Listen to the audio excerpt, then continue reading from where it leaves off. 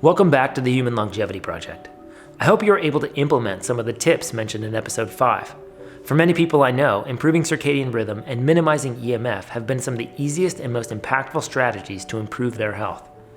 If you missed this episode, you'll definitely want to purchase this series, as there are a ton of resources and tips included in episode 5, along with the full-length interviews and action plan. We'll be changing directions in episode 6 as we looked at the multitude of factors that focus on raising healthy children. The rates of childhood illness have exploded recently in ways that aren't manifesting in societies we visited. What's causing this issue, and how can we give our kids what they need to be healthy and happy? Episode 6 is all queued up and ready to go. Enjoy.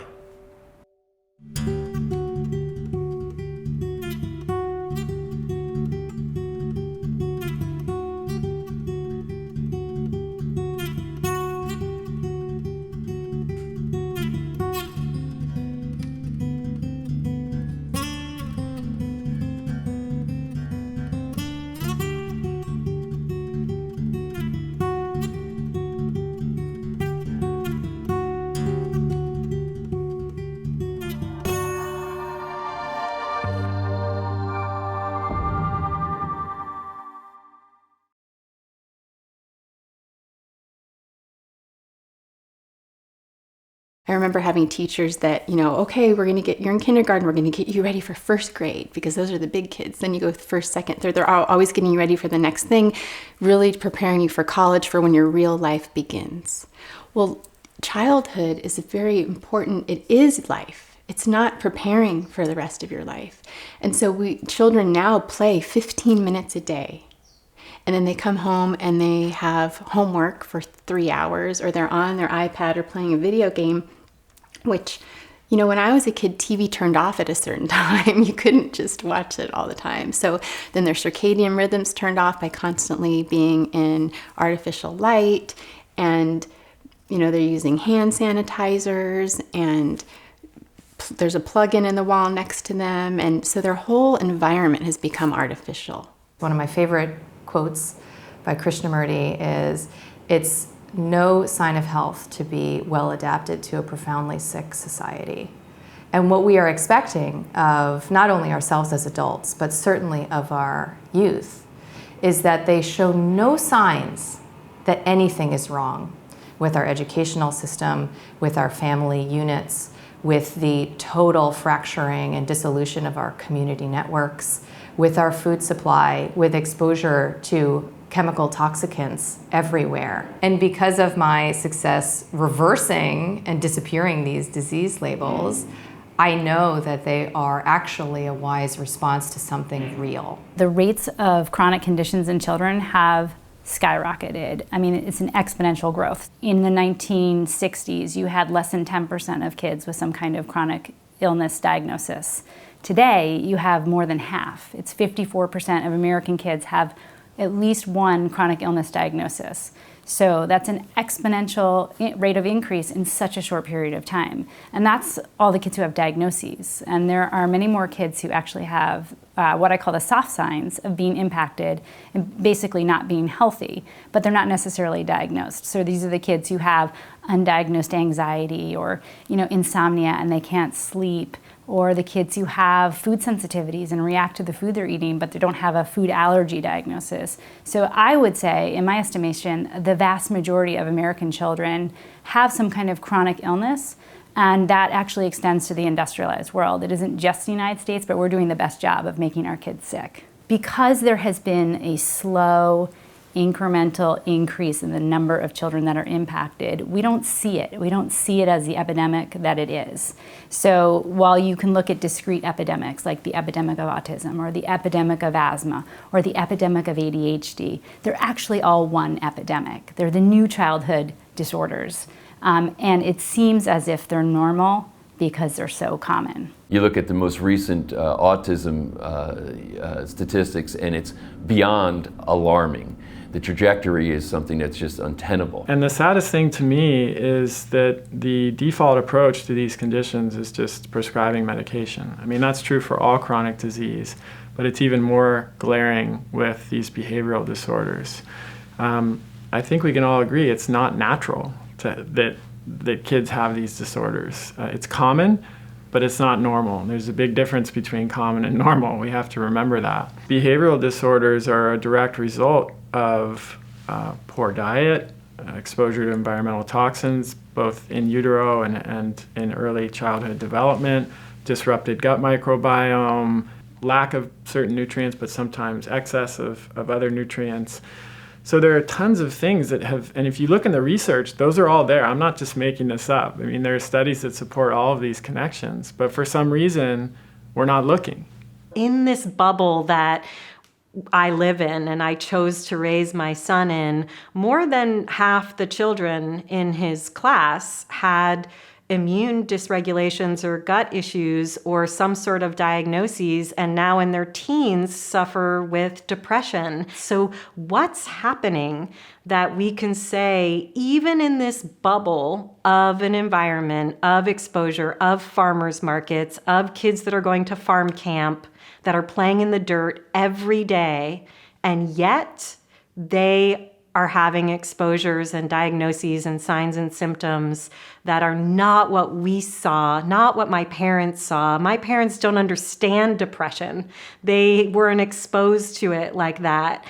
But what's happened over time that is the reality that we really need to be looking at today? Kids are just behind the 8 ball, and they're second and third generation behind the 8 ball now, right? So like our grandparents, they had less vaccinations, less medication, more healthy food. They didn't have chicken nuggets and macaroni and cheese and hot Cheetos and things like that. These are kids who have homework until 6 o'clock and are overscheduled with, all kinds of activities until 8 o'clock at night. I mean, I don't think most of us lived childhood this way. So for these kids to be healthy and happy, I'm talking to families about how are they eating, which is a way that we connect with the natural world by literally ingesting it and incorporating it into our bodies.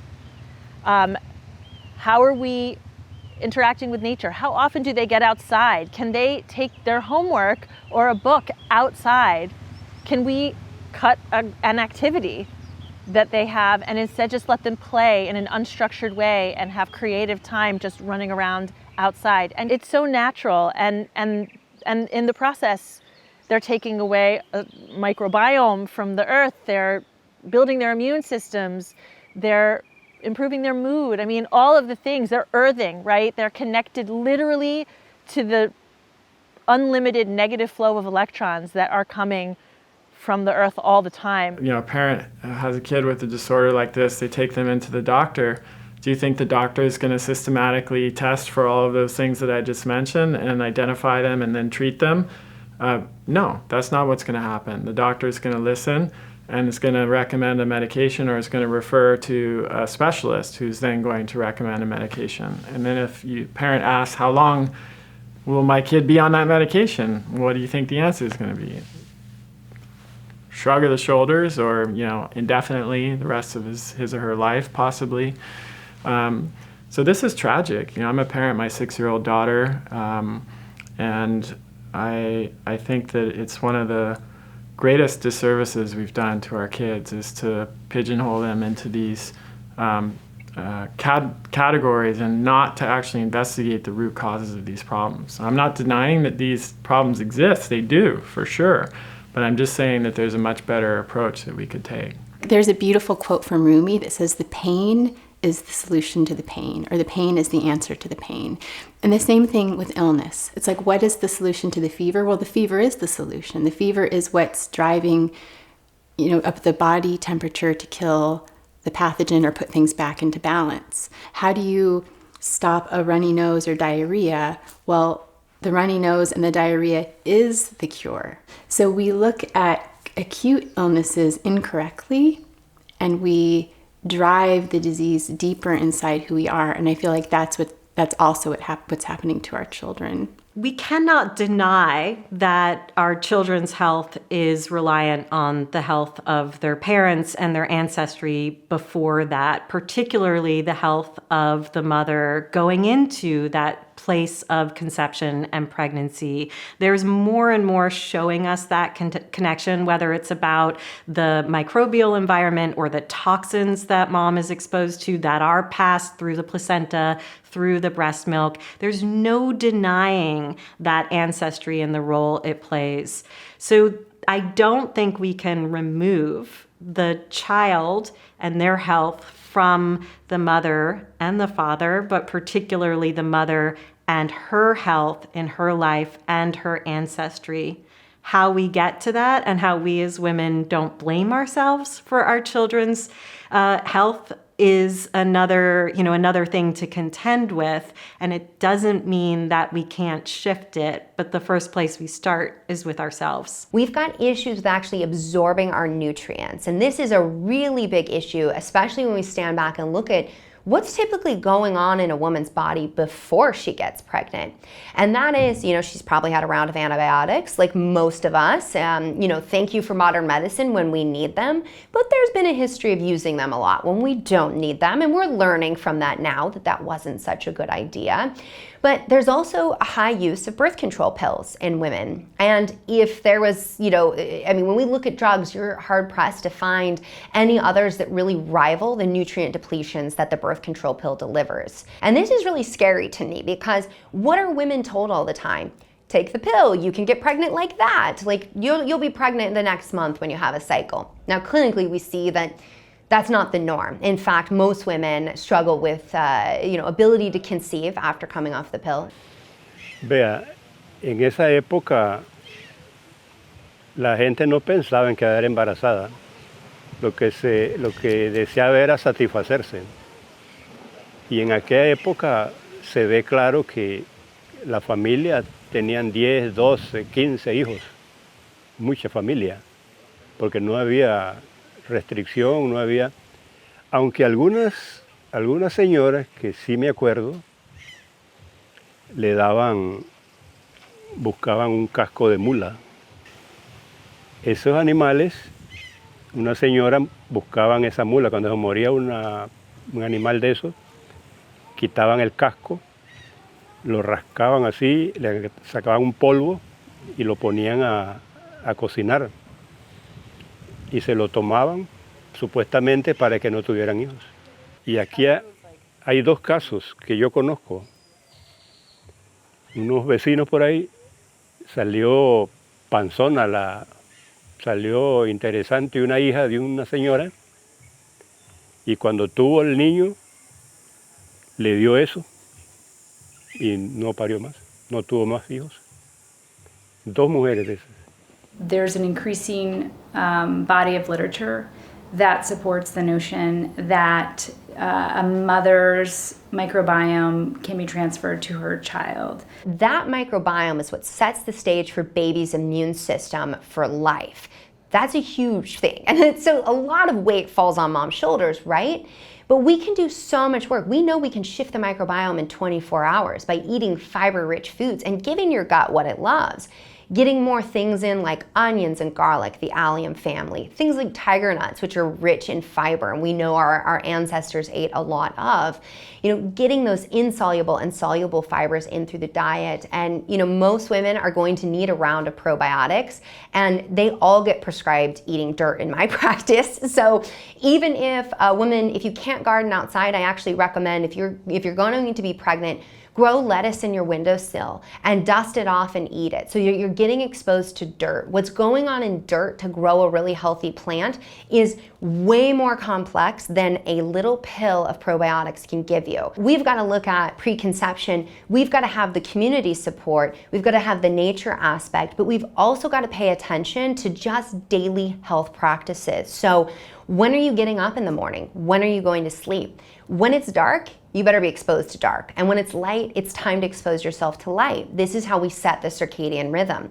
And as women, our bodies are completely set to rhythms. We cycle with the moon, we cycle with the oceans, all of our organs are set on rhythms. And we now know that if you're not in tune with that circadian rhythm, that dark light cycle, that your liver won't run appropriately. And if your liver won't run appropriately, forget hormone balance, forget gut health, forget all of that.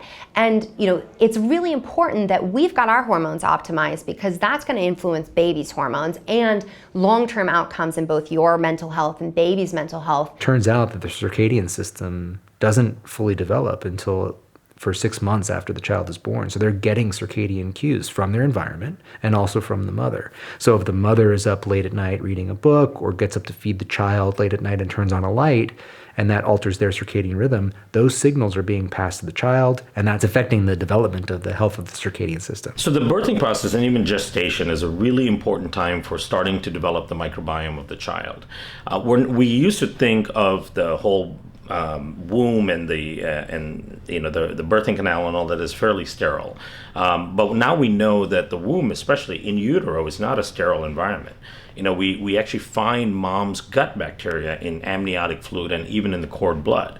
So there's indication that there are immune cells that go and pick up mom's good bacteria from her gut and actually transport it into the fetus in utero through the cord blood, through the amniotic fluid, to get the baby exposed to certain types of microbes before the baby even comes out. So there's only one place that baby gets mitochondrial DNA, and that's directly from mom. And that's why it is so imperative that as a society, we are looking after women's health. If we want to ensure that all of humanity is optimized and at its best, we have got to look after that mitochondrial DNA, because that's the lineage that's going to be passed on. The eggs that a woman has today that will become a future baby were actually maturing in her mother's body, and her mother's eggs were actually maturing in her grandmother's body.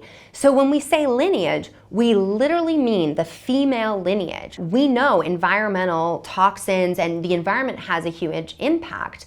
So grandmas that smoke have grandchildren who have higher risks of autism. Does that mean that we say, oh, that's all grandma's fault? No, that means we say, that's really impactful. We need to take care that mothers aren't exposed to smoke, and we need to ask what else could be involved and what else can we come in with to negate that effect? So you could see how if you inherit large numbers of good mitochondria and good mitochondrial health from your mother, then it will give you a better chance of survival, better chance of not getting cancers or Alzheimer's or other diseases that require lots of energy, diseases of the brain, the heart, the endocrine organs, the kidneys, and the muscles. The most important thing we can do when we're thinking about conception and fertility is to clean the body up in advance, to really make sure that the body's detoxification organs are functional, that we are actually doing what we need to do with everything that we're exposed to. And that preparation work, if we have the opportunity to do it before getting pregnant, it's supremely important to do that work. If you can give your body the information that the environment is super safe, right? Because your body will not get pregnant if the environment's not safe. That's just bad for everybody. But if you can give the perspective, the environment's safe, but also it's super nutrient dense, your body is game to make a baby. So that's one way we actually work with women who are struggling with fertility. What we have found is that, of course, it's possible to inherit trapped emotional energy at the moment of conception, but we also find emotional baggage that's picked up. Usually that emotional energy, usually those trapped emotions, are from what their mother is going through, because the mother is feeling an intense emotion and her whole being is resonating and vibrating at that frequency, and the baby's inside of her and it's resonating at that frequency too, and that emotional energy gets trapped in the baby. This is not an uncommon thing at all. Most of them occur during the third trimester. We have on occasion seen them in the second, and on rare occasions even in the first trimester.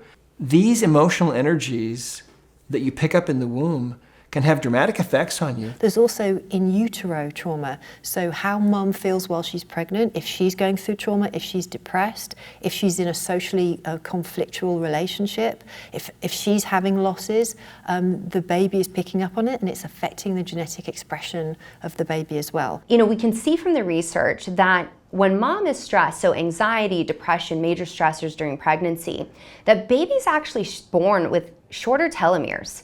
So we're actually seeing that not only can this stress have a negative impact on baby's mental health and cognitive development, but one step further is that there is research showing that it could actually impact their lifespan. We need to stand back and look, what are the stressors that society is placing on women and then placing on mothers on a whole? Because that's truly the stress that's impacting us, that lack of community. They're not having that support. And because society's narrative is always like, mom, you need to do better. You need to be a super mom. You need to do, do, go, go, go.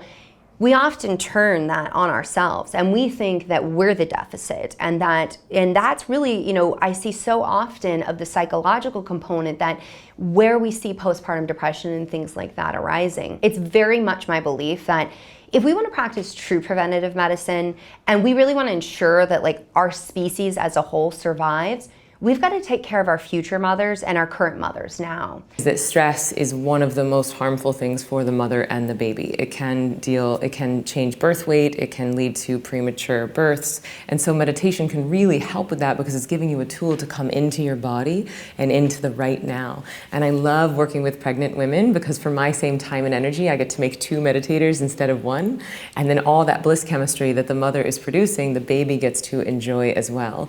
And what I've heard anecdotally is that a lot of my students who have had a child and then meditate and have another child is that their labor is so much easier. The baby comes out like this little Buddha baby that's all happy. But so it's fun to conjecture what the big long-term effects would be if every pregnant woman was meditating, if that became as common as taking prenatal vitamins. I think that'd be a really exciting world to live in. The placenta is the most amazing organ, and it has so many functions. It creates the hormones that support pregnancy. It keeps the baby and the mother's blood supply separate. Even though what mom eats, what mom drinks, the toxins mom is exposed to, the happy hormones that mom feels, the stress hormones that mom feel, all go to the baby, right? Smoking, drugs, most stuff pass through to the baby, but the blood vessel, the circulation is different. So we all know somebody who's like, I can eat whatever I want and I never gain a pound. And then there's, her best friend Susie who looks at a piece of cake and puts on 20 pounds. And we say, well, that's not fair. Well, the landscape of that person while they were in fetal development might have been totally different from the other person. And so if you're exposed, for example, to certain chemicals that might predispose you towards weight, you're just the person that has to work harder. Because the land in which you were developed, meaning the womb, was different, and it presented a different set of challenges. One of the discussion points around environmental chemicals is that the doses are really small, and it's the dose makes the poison, and that's really the sort of standard toxicology approach to looking at whether or not a chemical is harmful.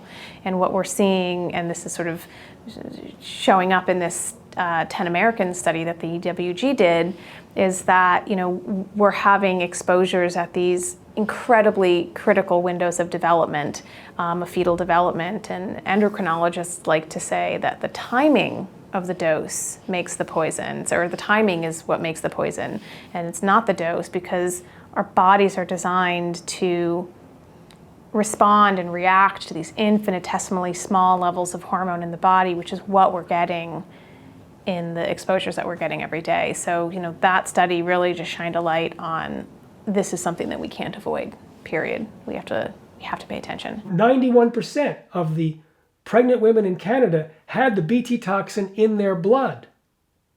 And so did 80% of their unborn fetuses. So if it's in the unborn fetus, and there's no blood-brain barrier yet developed, we have a hole-poking toxin in the brains of the offspring of this generation. So if we want to start with the best birth outcomes, we have to go upstream. Now, ideally that's preconception. I'd love to see it at least a year for every woman, but at minimum, we've got to do 4 months of preconception care. And the reason for that is that we're looking at the maturation process of the egg. So the female egg takes 90 days to mature. With that in mind, you have all the eggs, yes, but you have to get them ready for conception. And in doing that, your body goes through a 90-day maturation process, getting that one egg ready. During that maturation process, you are super sensitive, you are super vulnerable to environmental toxins because the egg is going through peaks and troughs of methylation. So what does that mean? That's all about B vitamin status. And so we now know that's part of why folate is so important, is because it's actually when that egg is getting ready. Now the same is true for sperm maturation, which is about 72 days. So men get a little shorter leadway in terms of the work that we have to do. But again, it's best if we can set it up a year in advance, and especially for mom.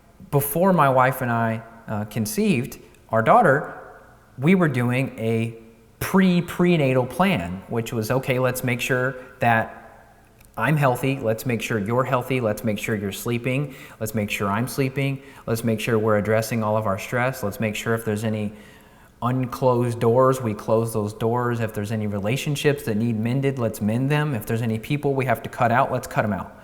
So we wanted the clean slate before we even started to try to get pregnant. I see pregnant women holding cell phones on their belly, laptops on their belly as a shelf, might be convenient, but for children, who knows what it's doing to them? One thing is sure, it is impairing growth, and it is having an effect on the unborn fetus. And I've heard about one study from Dr. Dietrich Klinghardt. He's seeing the sickest patients on the planet. He's seeing autistic kids, and he's aiding them a lot. So his word means a lot. He said that the EMFs that pregnant women will be exposed to are concentrated in the womb, whereas previously they thought that it was shielded. It's actually a better conducting material. And think about the child, the unborn child is swimming in water. So every time you have more water, you have more microwave signals that can come and have effects. The same thing if you have just water in the microwave oven, it will heat faster than a food which contains water. So unfortunately, the effects on children seem to be way more detrimental. All the pressure's on women. Women, you have to be healthy. It's all about you. You've got to go get these IVF treatments or these fertility treatments. You're spending $10,000, $15,000 and it doesn't work. And I've had women who come to me after doing these $10,000, $20,000 procedures. No one's ever brought up the husband or the boyfriend or whoever the male counterpart is. The first thing I do when I see a woman who's done quote unquote everything right and has not gotten pregnant, I go to the man and I say, okay, let's run your stool test. And guess what shows up most of the time? Infections. These bacterial infections, these parasites, other infections are stealing nutrients from the man, therefore affecting sperm quality. Once the male is healthy as possible, as long as everything's great with the woman, fertility issues go away. So if you're having trouble getting pregnant, and many people are, you have to look at both parties. You can't, this can't just be put on the women. The men, you've got to step up. If you're overweight, if you're drinking Mountain Dew, you've got to cut it out. If you're not moving, you're sedentary, you've got to start moving. Not all women were put here to be mothers, but some women were absolutely put here to be mothers. And we need to respect and honor women wherever they're at. And this is where I see society has gotten way off base, in that women are forced into careers more than ever. So moms who are forced to work but would rather be stay-at-home moms, their children have more anxiety. They have a lot more mental health issues. They're not as adaptable. But a mom who does want to work and she's outside the home, her child's much more adaptable in life. And so it's not the work piece. It's what is congruent with mom's desire and what she really was meant to do on this earth, because we all come here with our own purpose and our own sense of what it is that we're here to do. The mother is heavily invested in ensuring the survival of the child. And it does it by a lot of mechanisms. First, of course, by passing on the mitochondria to the child, healthy mitochondria to the child, and then nurturing the child with nutrients that actually makes a child more adapted to the environment that it's in. So that is, I know it puts a lot of pressure on mothers to be perfect in a way, but if the mothers were educated enough, then they would know that They have to take care of their mitochondria before entering pregnancy. They have to take care of their gut bacteria before and during pregnancy, and even after, to maintain good health. I think it was about 2003 or 2004, the Environmental Working Group did a first of its kind study where they took umbilical cord blood from 10 babies in the United States and measured for industrial contaminants and synthetic chemicals, and found almost 300 chemicals inside this umbilical cord blood, which is telling us that our babies are being pre-polluted, right? So we used to operate under the assumption that the placenta was this barrier that kept chemicals out and that it was this pristine environment, and that's actually not the case at all. And so it's really just an alarm bell, right? It's a siren ring to say, you know, we are not immune from these exposures, and these exposures are happening during the most critical time in our lives, which is fetal development. It's literally when we are being built. I think that, you know, having a standard vaginal delivery, we're now seeing that there are so many benefits when a baby comes out of the birth canal. You know, we know now that the way we understand the immune system, the way we understand how important the microbiome is, you know, the baby gets a big dose of bacteria from the birth canal when the baby comes out that way. That then helps to influence that child's microbiome and that child's immune system. It's really quite profound, and it's something we've sort of missed a little bit when we've tried to bypass that process. The breaking of the water actually plays a significant role because it unleashes and kind of disrupts all the microbes that are sticking and adhered to mom's birth canal, and kind of releases them and makes them open for transfer, right? So there's a significant process in that. And as the baby's moving through the birth canal, he or she's picking up huge amounts of microbes, not only on its skin, but also in its mouth and its nose, eyes, oral cavity, and so on.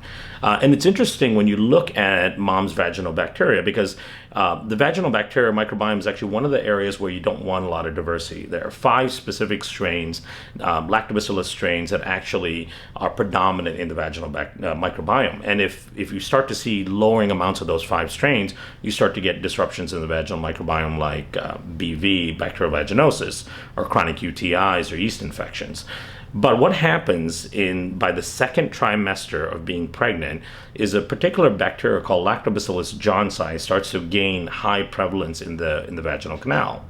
That's really interesting because Lactobacillus johnsi, one of its main functions is digesting milk.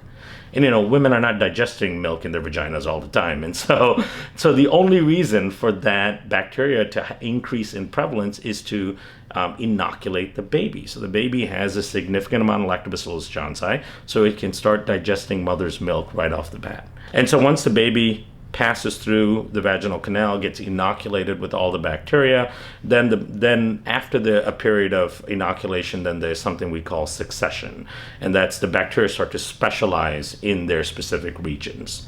If you take a newborn baby and you swab the baby's eyes, ears, mouth, vaginal canal if it's a girl, skin, all of those microbes resemble mom's vaginal bacteria. About 6 months after the baby's born, you swab the skin, gut, mouth, and so on. It starts to resemble mom's skin bacteria, vaginal bacteria, gut bacteria. They start specializing in their role. So that becomes a really important way of inoculating and getting the baby started with their microbiome journey. So typically, what happens is if a mother's microbiome is out of balance, she's going to transfer her microbiome to her baby when the baby is born vaginally. That's sort of just naturally what happens. And so if there's some kind of vulnerability in the mother's microbiome, that gets transferred to the baby. So this is a multi-generational thing that can happen. If grandma took lots of rounds of antibiotics, that vulnerability in the immune system will be transferred down to the mother, which will then be transferred down to their grandchild. What happens when a baby is born by C-section, if that's necessary? And sometimes it is, and you save lives. It's great. I mean, nothing wrong with that.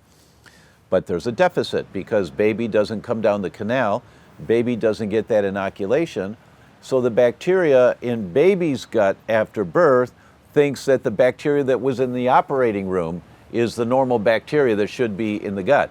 So baby has staph and strep and Clostridium and these bacteria that really aren't supposed to be there, that baby's GI tract thinks is normal.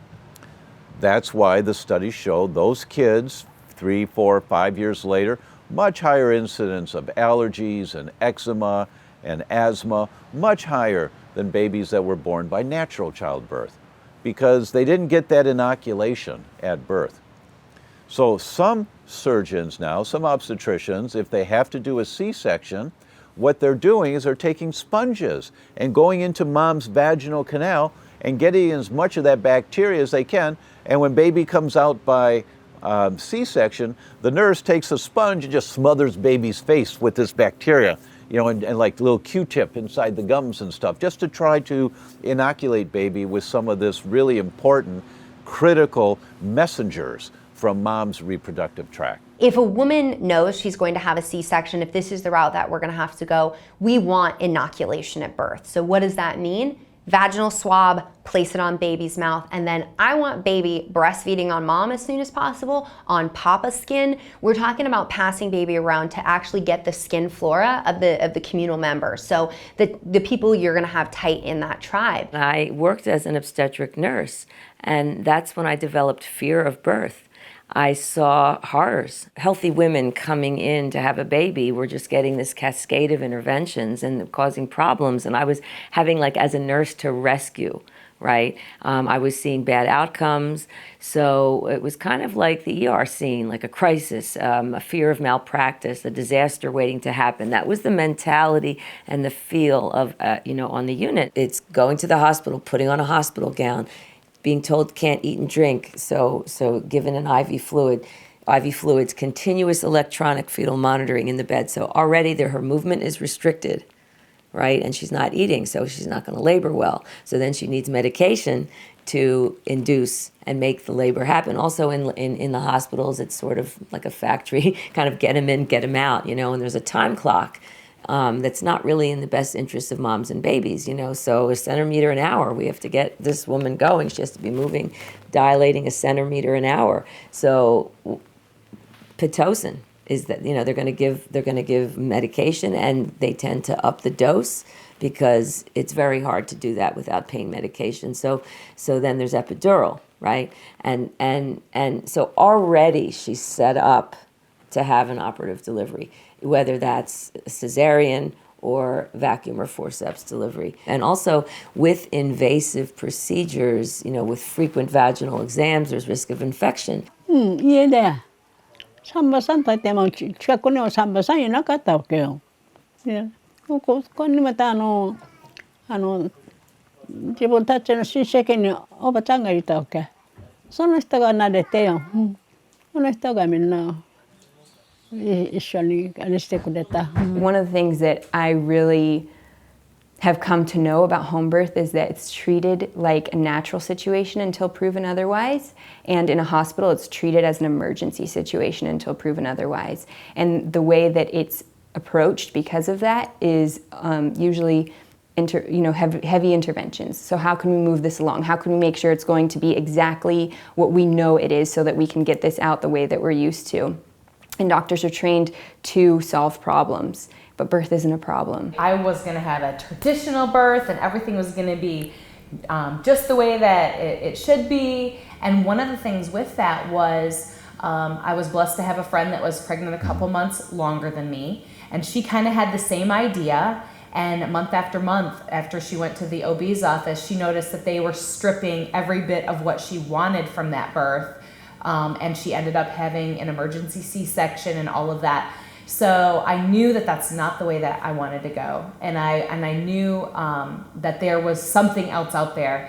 And so when we did our research, we figured my cousin had had a few home births and things had gone completely great. And so I started researching about it. But then I talked to her and she said, you know what, your body could have done this 2,000 years ago without you. And your body was made for this. So doing it at home in your most natural setting is going to be the best way. So I have 2 babies, one that's 3.5, not a baby anymore, and one that's 8 months, and we had them both in a home birth situation, one in this home actually, and it was very empowering for us. And it was just because we felt like it was on our terms, and we were able to choose on the most like natural primal level, like what felt right in those moments, and just have that capacity to do so. Στο σπίτι τα καμίβαν τα παιδιά στο σπίτι, με μια μαμή.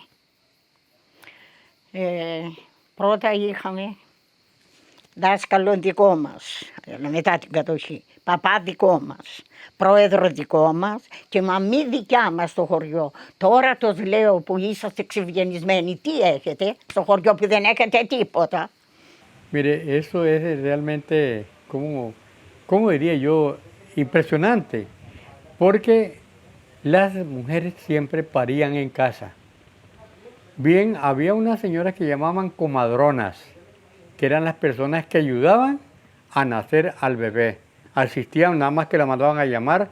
En Nicoya hubo una señora que llamó Doña Isidra. Esa señora trajo al mundo, ayudó a nacer a cualquier cantidad de gente increíble. Natural, con una partera, con una señora que las ayudara. Aquí no había nada, aquí no había un médico, aquí no había nada, era una señora que ayudaba a otra señora. Women have been birthing on their own and with midwives, I mean, since the beginning of time. This is how things have been done. A lot of times what we see in America is that, physicians are actually telling patients it's dangerous to birth at home. You could have a complication. There are complications that come with birth, but what we actually see is that your risk in birthing in a hospital for complications can actually be a lot higher. And the reason for that is because the respect for the body is lacking a lot in these institutions. And that's really something that I think we all need to stand back and examine, in that, this was born out of me being in such this hardcore science background and doing recombinant DNA technology, manipulating genes on the cellular level to make them express whatever that I wanted in the organism. I had to stand back and recognize that we weren't respecting nature as a whole. And we've forgotten that at some point, that there's a lot of innate wisdom within the body. There is lots of fear around home birth. I think especially, I'm sure in this country where we're not as familiar with it, and you'd be surprised how much in Los Angeles, because really there's not a lot of people taking that route. And I know that even for myself, when I was having my first home birth, I was afraid to tell anyone. I knew I wanted it for so long, but I was afraid to tell my family and friends because they had never done it. They didn't know anyone that did. They only heard horror stories. And I had friends that would tell me, oh, this is a bad choice. You're gonna hurt your baby. Like this, you're making a bad choice for your child. And when I was in the situation where I was vulnerable and I was unsure, and it was the first time in my life when it was truly about someone other than myself, like it got to me. There's a lot of unnecessary fear, but I think it does come from a place of love. I think people really are trying to save you because it's what they know and what they grew up with and how they were born. A casa. Molto bene, meglio che ospedale, perfetto. Funzionava che c'era una persona che faceva quel lavoro, chiaramente. Io per fortuna ho trovato una persona bravissima. Niente, c'era mia mamma e mio marito. Tutto a posto. Era una cosa naturale. Costava fatica perché è molto doloroso, però era naturale. The pelvis is actually 3 bones connected by ligaments. So when a woman is on her back, the pelvic diameter is smaller, and we don't have gravity. But when a woman is standing up, or let's say one leg is lifted, right, or she's squatting, so the pelvic diameter increases, and so it's a matter of kind of physics sometimes. As I use a lot of dancing, alternative positions. Women also, when left to their own devices, will not lie on their back to give birth. It's not comfortable. They will assume a more comfortable position, which eases their labor. And now studies are showing that that's more beneficial and reduces cesarean. It shortens labor, it shortens fetal distress, it reduces fetal distress. So the studies we need studies to show what we've been doing for thousands of years. We don't birth well on our backs for the most part. Some women do. It's perfectly fine. I wasn't one of those, and most of my patients are not. A woman needs to get into that space, and not only that physical space that serves her, but that mental space as well. One of my great uncles told me, he said great grandfather, when she was kind of getting ready or due, We'll ask for the rest of the family to take care of her or watch after her because she will sneak out to have her kids on her own on the river. That was literally what one of her kids, my great uncle, told me. Yeah. So your grandmother would go off and while she was pregnant, sneak out to the river and have a kid. Did she ever have any kids like that? Did she ever do that? I don't know if somebody always caught her. I don't know if that was the case for her, probably, because she had 12 or 13. And so what I felt in midwifery school was that the philosophy is very different. And it kind of just as a woman knows how to breathe and a heart knows how to get, beat, we don't have to think about it. A woman's body knows how to birth. The medical interventions became more the exception rather than the norm. And I was just witnessing calm, beautiful births, and it was just very healing, and it was very beautiful. It was like restoring the humanity to the process. I've had women dance their baby out, laugh their baby out, sing their baby out. I had a woman, she was so into this hypnobirthing that I could barely tell what was like the entire birth, she was in like Shavasana sitting up. Just like that. And at one point I heard, and I said to my assistant, I said, is she pushing? I wasn't sure. And she gave birth to my biggest baby in my practice. My scale goes up to 12 pounds, and it was 11 pounds, 15 ounces, no tear, just like that, And so, I mean, I've just been amazed at the capacity of women to enjoy their birth experience and to be able to do it and tap into their strength and just feel so proud of themselves. To be able to have a birth in however way you want it, that's amazing. And that's really what needs to be screamed from the rooftops. But I think that if we saw this more, if we saw the natural approach to birth more, and I think that movement is happening, maybe just in my small part of the world, but I think it's happening. And I think that it would become more normal and there would be no fear around it, and then we can make the decision that we felt like we wanted to make based off of a truth in the decision rather than a fear-based decision. Our generation of mothers who went before us, they were the ones having high-level, high-touch medical interventions. And so, right now, we don't know. My current generation just isn't sure, can I birth on my own? Am I confident in this? So it's really important for women to feel confident, empowered in whatever decision they're making.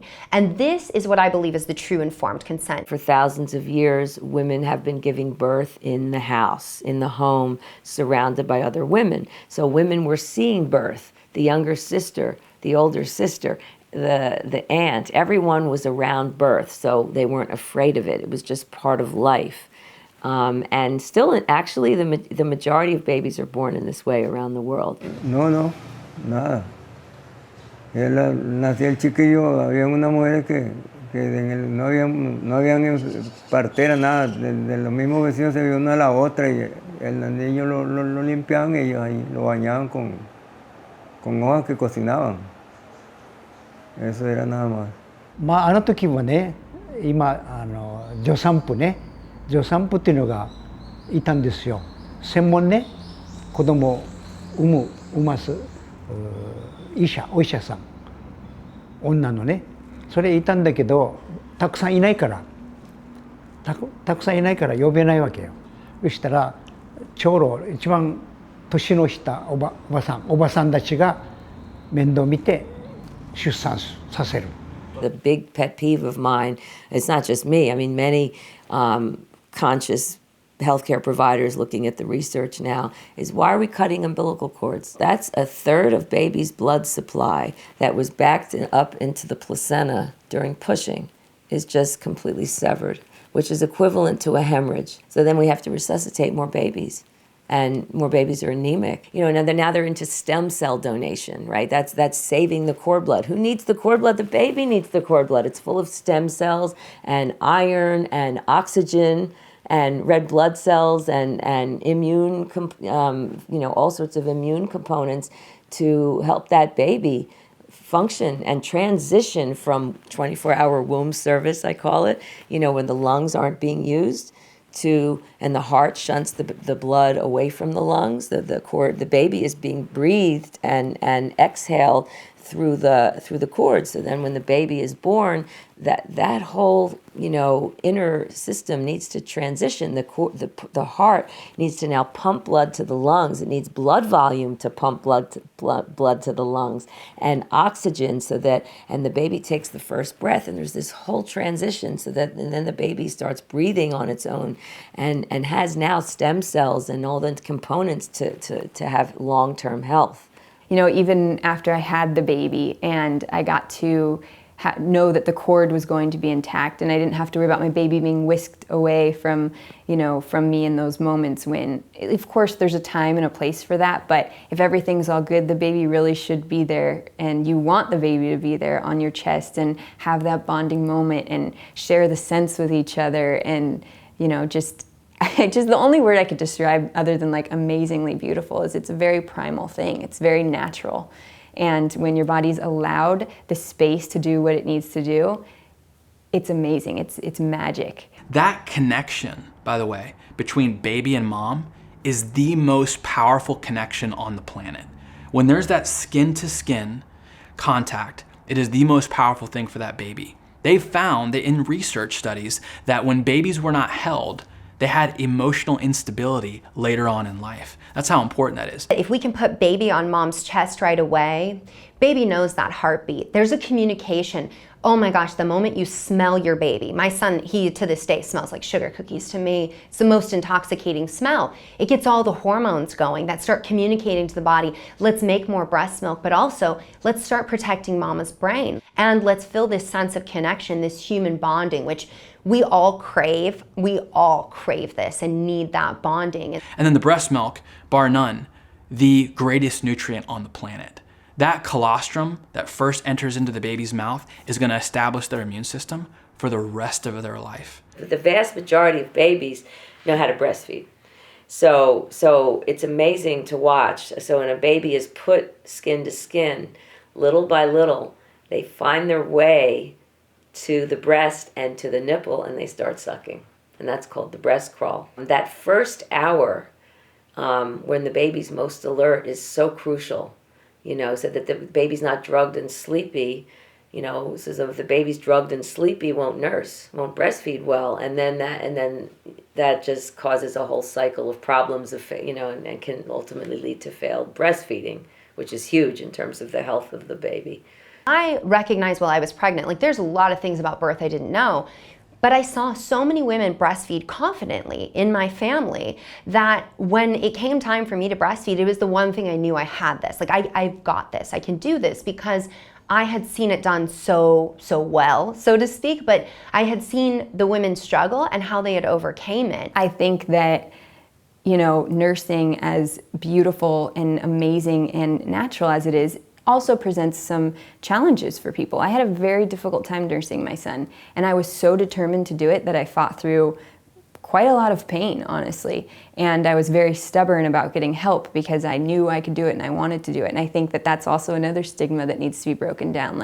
It can be beautiful, natural, and painful. It can be solved. You can ask for help and you can talk to other mothers about it. And I think that there's kind of this, you have to do it all the way or not at all kind of mentality, and it really needs to be discussed more so that we can open up the conversation and figure out what's going on. Is it a tongue tie, a lip tie? These were things I didn't even know about until later into my pregnancy with my son. I'd never even thought about those things. Is it because of latch, which is for years and years what we were trained about, it's just latch? Well, no, there's a lot more to it. This discussion is so not talked about, but it's widely, babies are born how often every single day? How many babies are born, and we don't talk about nursing? Have you seen breastfeeding change when you were younger and now? Do mothers still breastfeed for 6 months, a year, or 2 years, anything like that? Yeah, breastfeed is still a big thing. Yeah, it's as I see it, at least it hasn't changed. To be honest, I'm aware of you guys having that discussion up there, it shouldn't be in public, but yeah. You do it. Yeah, you do it. You have to. Yeah. Yeah, the baby gotta eat. What else? No, it hasn't changed. And women here are very serious about it also. Like they think it's important. They think it's important, and they will do it. They don't care. They will do it.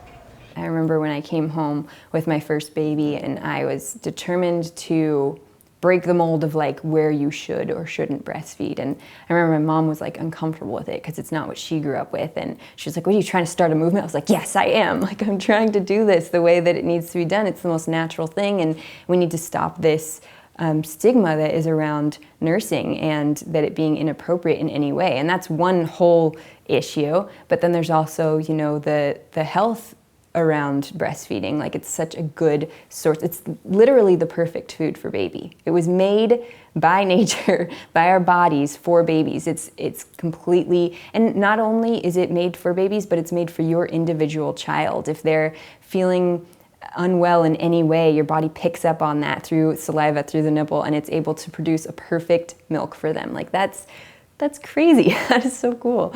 Fornidos, bonitos, lindísimos. No tenían problemas solo con leche de la madre. No había veces que les daban, digamos, 6 meses, un año. Había veces que les daban hasta 3 años porque decían que así no quedaban embarazadas otra vez. Also, women that want to avoid the birth control pill and the IUD and sort of the medical options of birth control, or they don't want to use a condom, dad doesn't want to use a condom, whatever. Breastfeeding was the way that is a natural form of contraception. あの時はね、見ること言ってなかったんですよ。また全部昔の人はもう全部おっぱいだけで。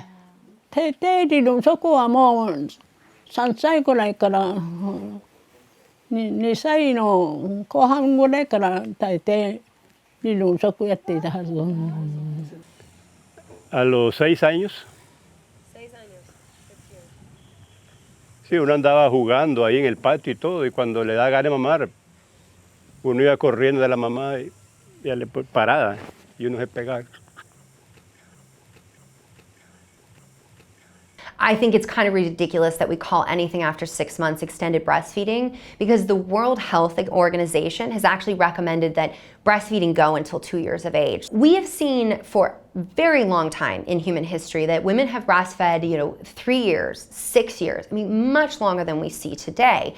And the reason for that is because it's entirely a great nutrient-dense source of food, but there's also what we now know from the science that baby's gut isn't solidified until about 2 years of age. The microbiome isn't set. So this is great comfort, right? We've got 2 years to play with that. So maybe preconception or pregnancy, you didn't get it right. Maybe baby was born via C-section or had to have antibiotics early on. We can still do a lot of work. And the most powerful thing you can do is breastfeed your child for at least 2 years. Breastfeeding has a tremendous amount to do with the shape of the jaw. So when a child actually suckles and sucks on a breast, the breast actually presses to the roof of the mouth. And as the baby sucks the milk out of the breast, it puts pressure from the breast to the roof of the mouth of the baby, causing the palate to expand naturally. As the upper jaw, the palate expands naturally, the tongue forms a contact with that palate, and the lower jaw starts to form naturally to the upper jaw. When a woman stops breastfeeding, then the stimulation of the jaw to expand and grow is not there anymore. And that's where a lot of deformity comes in. So breastfeeding is a critical element to the natural formation of the jaw. They've done studies on Romanian orphans who didn't get this sense of bonding through their caregivers initially early on in life. And so one of the things they found, they developed all these neurodevelopmental behavioral issues. And from a neurochemical perspective, one of the main reasons was because oxytocin wasn't produced. When she starts breastfeeding, it causes a rise of certain hormones in her body, one of which is called oxytocin, which is the hormone that makes her uterus contract around the blood vessels so she doesn't bleed. And this happens every time, that she doesn't hemorrhage. So this happens every time she breastfeeds. And normal baby, it's normal for babies to breastfeed every hour and a half, 2 hours. So in that first 24 hours, that first week, the babies, and even in the postpartum period, medically is termed 6 weeks, she will have much less bleeding, much less iron loss, much less anemia. Just from, physically, just from breastfeeding. They're also finding breastfed mothers have less breast cancer. And that risk, that benefit increases with each breastfeeding baby. And the longer that she breastfeeds. Now, one of the aspects of mother's milk that's really important is the fact that it contains 600 to 800 different species of bacteria. Mother's milk is loaded with microbes. It's one of the most microbial dense foods. And then the other thing it contains is up to 200 different oligosaccharides, which are prebiotics. And these prebiotics, babies can't even digest for energy. It's there purely to help seed the microbes that the baby has been exposed to and that's coming in from mother's milk. Convenience of nursing is definitely one of my favorite things. We do co-sleep, and it's so easy to just roll over, feed the baby, know that she's okay, she's right there, and go back to sleep. I don't have to get up, I don't have to, make a bottle warm anything. That is definitely a huge factor for me. It's free. It's so convenient. You don't have to get up at 3 a.m. and start boiling water and pouring powder. Making formula. It's just here. and it's just convenient. And you can anywhere, anytime, always available, and it's always perfect for exactly where your baby is. I have a huge place in my heart for moms. I think you become a mom and you see the big community and how divided it really is over so many different topics that doesn't need to be that way. And nursing is one of those. And I think that there's a camp of people that truly, out of love, really, they say breast is best and they fight for breastfeeding. And I think it's out of a place of love. But when someone can't do it and they're trying really hard, it doesn't feel like it's a loving space. It feels like a divide. It feels like us against them against me, and it's very difficult. And I think it doesn't have to be that way. There are a lot of options. I mean, there are some very traditional, but today non-traditional options, like even wet nursing is coming back. I know some communities of moms that are open to nursing each other's babies. Mi abuela, la mamá de mi papá, le da de mamar a una señora de aquí de San Miguel. Ella se enfermó con esa mastitis, como ubre de leche que dicen. Entonces le trajeron el niño a mi abuela para que ella le diera amamantar. My favorite actually option if you're going to try a breast milk that isn't, coming from your body is a community breast milk bank, because when you get into large breast milk banks, they're pasteurized, and it's good that it's safe, but it turns into something a little bit different than the natural source. And so when you have a community, there's a lot of mothers groups that will be willing to, they're already pumping and they've got extra milk and they're willing to donate it to you, and you might be getting it from a couple different sources, but that's a really great option. And it doesn't have to be for every feeding either. If you can't get your hands on milk, then it's just, some is better than none. And then of course you can home make formula.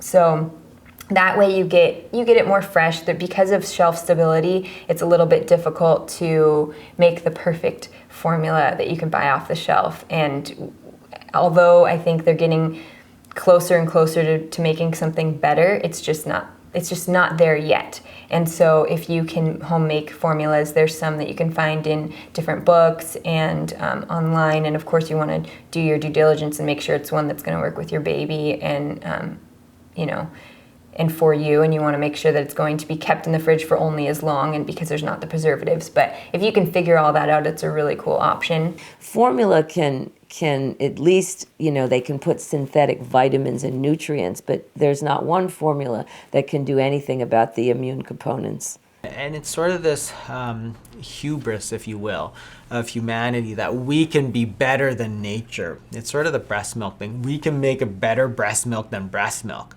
And this was the idea in the 70s. So my mother always tells me I was bottle fed because the whole thinking at the time and the marketing at the time was that, hey, we have made a better breast milk, and if you want your kids to be great, give them bottle-fed formula.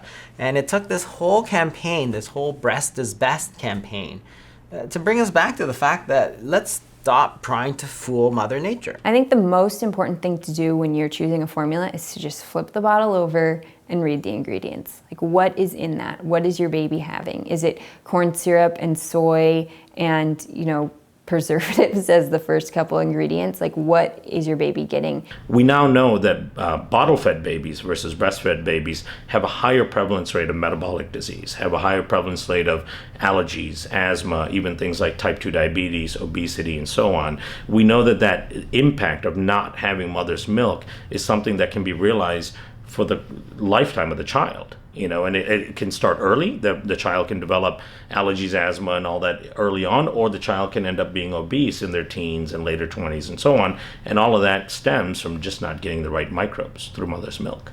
Mom's breast knows to deliver these immunoglobulins. It knows exactly what to give baby to set that gut right, to get that immune system right, and to deliver that bolus of nutrition that baby's immature liver needs and baby's immature nervous system needs to not throw itself into a hypoglycemic crash. This all happens within minutes, literally minutes. The mother makes IgA antibodies and goes into saliva and other secretions, particularly in breast milk. So there is almost 10 times more IgA antibodies in breast milk against whatever the mother is eating every day.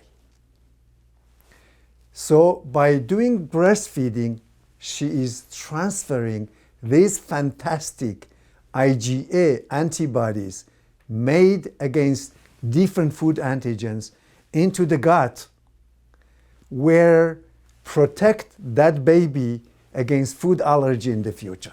As long as the mother is breastfeeding, the baby is getting immunity, passive immunity. Whatever she's immune to, the baby's going to be immune to. Other many factors in the breast milk can regulate the Treg cells, which are so important in induction of oral tolerance, not to react against food and prevent allergy in the future.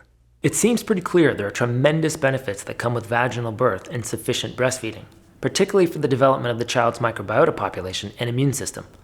But one of the most emotionally charged topics when it comes to healthy children revolves around the topic of vaccines. And when we opened this can of worms, the answers we got were quite surprising. One of the key things to understand about vaccines, if you really look at certain vaccines and the scientific literature, there's no question that they are effective. Okay. Purely, not philosophical, but purely at data analysis, outcomes, regions, epidemiology studies, there's some pretty good evidence that they have their intended goal, okay? And then on the other side, there's potential subgroups that may be at risk for certain vaccines, like HPV vaccinations, lots of reported adverse effects with them. So not all vaccines have the same effect for the same individual. And the problem I think we have with vaccines isn't this argument whether they're good or bad. The problem with vaccines are what are some things that make us susceptible to certain vaccinations. So we know, for example, if someone has a pre-existing autoimmune disease and they get a vaccine, their immune trigger could be much different than someone who didn't have a predisposing condition like an autoimmune disease before the vaccination. From my vantage point, where the microbiome and diversity of the microbiome are key, that is one area where I worry about the introduction of vaccines. So I know we can look at vaccines from a number of different standpoints, what chemical constituents there might be, when they're introduced, how they're introduced. There's so many factors with vaccines that can be considered, positive or negative, the exposures. I think what we don't know is what the microbiota looks like in an individual that we're introducing these vaccines into. And that's where, for me, the biggest alarm goes off, because that's where we have no control to know what the intersection between what's being introduced and what exists is. And we know that babies' microbiome are they're so tenuous at that early stage in life. They're still developing their own way of existing outside of mama. So for me, in looking at vaccines, I think they need to be highly considered. I think they need to be sequential if they're being introduced. And we need to watch and listen to reaction, which is not the way that vaccines are introduced today. The topic of vaccines always seems to carry with it some pretty intense emotion. If there's one thing that's left out of the discussion, though, I think it would be the potential benefits of looking at other cultures to help us sort this out. What have they done, and what effects do we see? It turns out some of the healthy societies we visited did use vaccinations over the last 50 years, but they do seem to take a little different approach.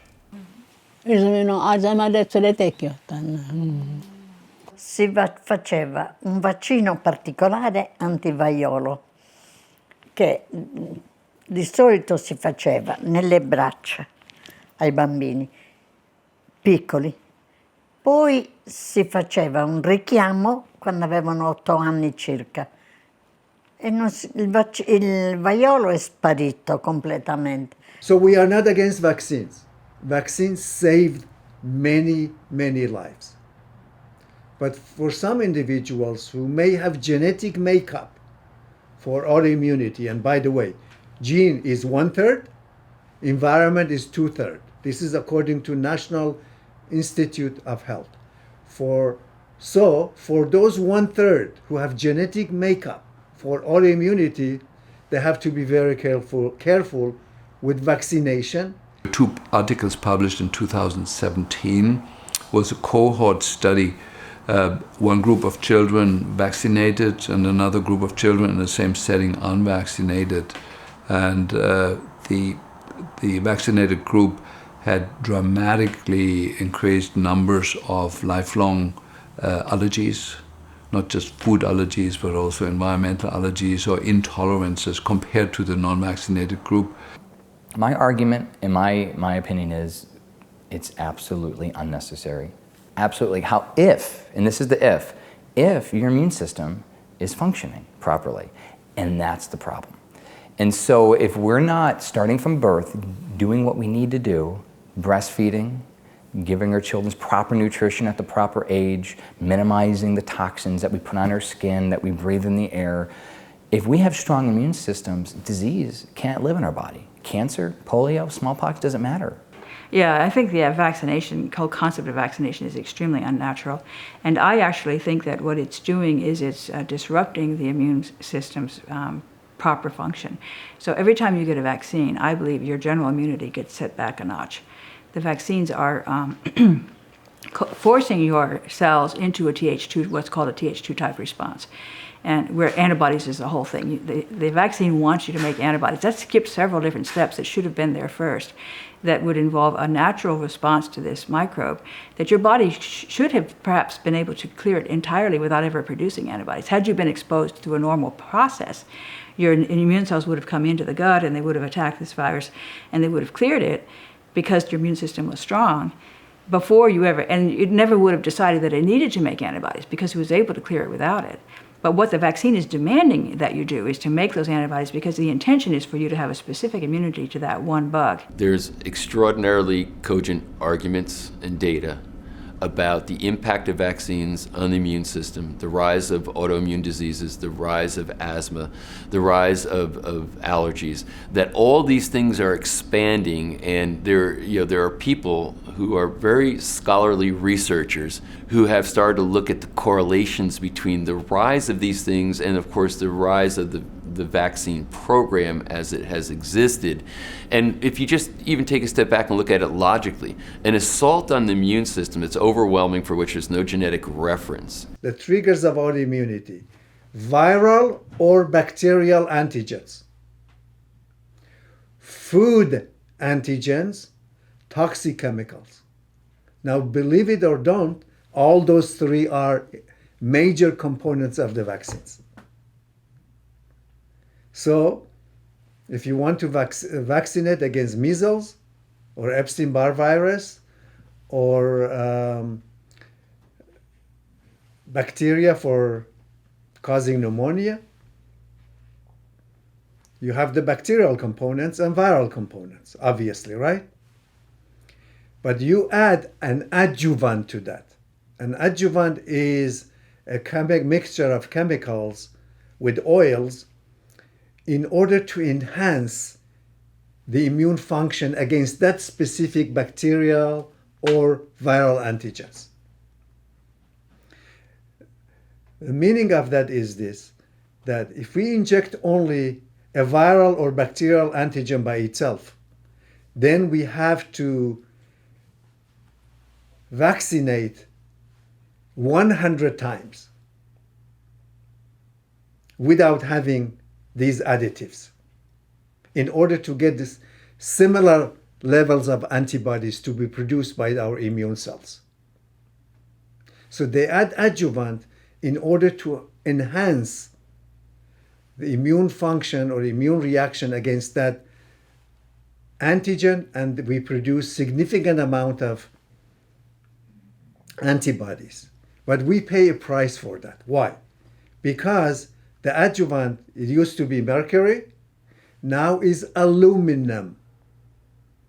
And aluminum is toxic to the gut, is toxic to the brain. So these are the two major components of our body involved in overall health. So in some individuals, that these adjuvants, such as aluminum, will have a side effect, and one of those could be Crohn's, ulcerative colitis, Alzheimer's, and other neurologic disorders. So we have the viral components, we have the bacterial components, we have the adjuvants, in this case aluminum, and finally we have food. In some vaccines, I believe we have eggs, gelatin, and other foods as well. No one has done study about synergistic effects of these three components together. Did you know that? I haven't seen a single study where they combined bacterial antigen, for example, with aluminum, and egg as example of food antigen, and see what is the synergistic effects of all those three components on the immune system of individual, which is either susceptible to the infection or susceptible to the toxic chemicals or susceptible to food antigens. So the synergistic effects of these three together can have significant impact on the immune system of certain individuals. That's why some end with autoimmunity and the others do not end up with autoimmunities.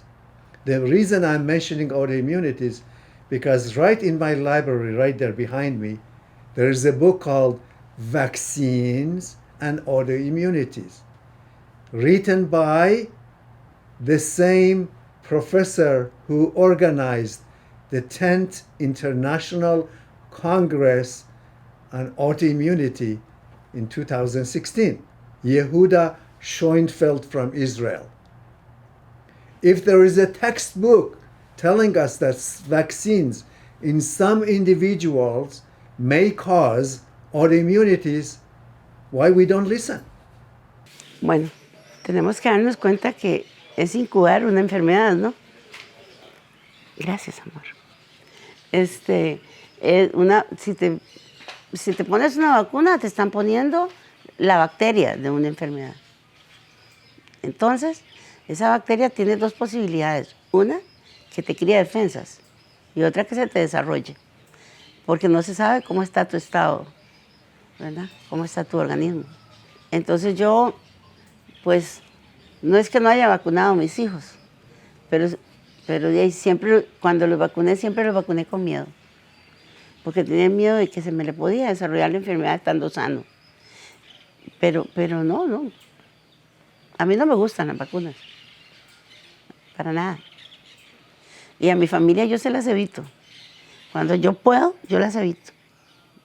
what's unfortunate is we're not doing enough research to find out who vulnerable subtypes may be for various vaccinations. I mean, there's really no funding in that. And there's no funding through the NIH for subgroup analysis for any type of for any risk for vaccines, because they're worried that it's going to create the anti-vax, where everyone's going to be anti-vaccine if anything negative comes out with vaccines. So it's a very tough topic if you really look at it from an evidence-based model and a philosophical model. Usually people that are on the extremes are either completely only looking at one study and make an assumption for the rest of vaccines, which is an erroneous part of actually looking at data, evidence. And then you have those that are just philosophical, that just think they're all, evil, and that's where we have the problem. So the goal is to try to have good science where we can actually look at subgroup analysis risk for certain things, and ideally in the future we can looking at a workup where you find out which factors may be a risk factor for certain having an immune response, or some people have conditions like an autoimmune disease, if they get vaccinated, that there could be a problem.